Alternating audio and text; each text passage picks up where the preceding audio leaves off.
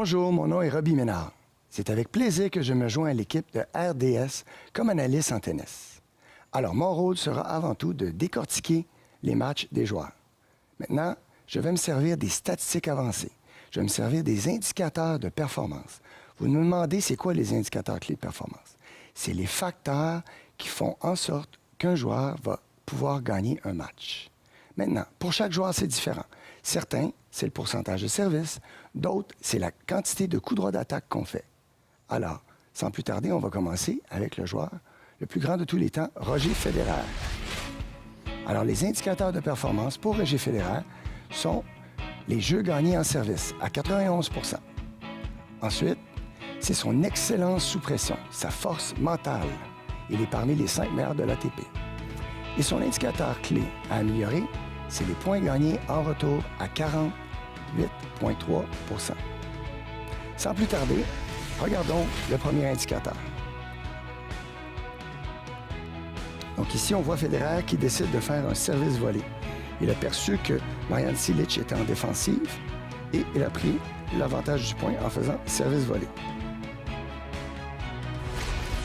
Dans un deuxième temps, Federer voit un retour de qualité, décide de rester sur la ligne de fond et va faire une approche en 2 temps.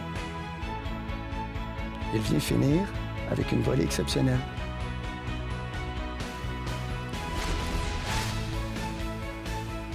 La troisième option, c'est qu'il perçoit que la balle va être courte, ce qui fait qu'il va attendre un petit peu pour ensuite appuyer un coup droit fusant parallèle et venir finir avec une volée.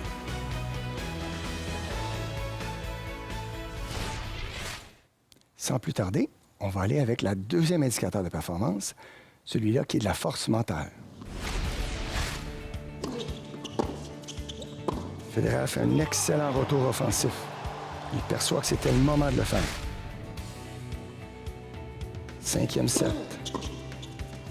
Retour défensif. Garde l'adversaire loin. Il finit par faire l'erreur.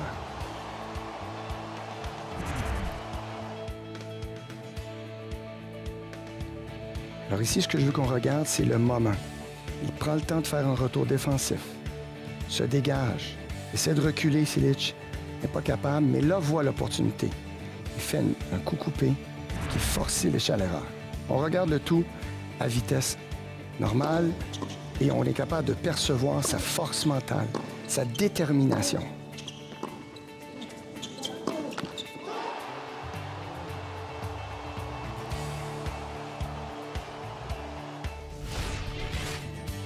Alors là, je vous rappelle les indicateurs clés de performance.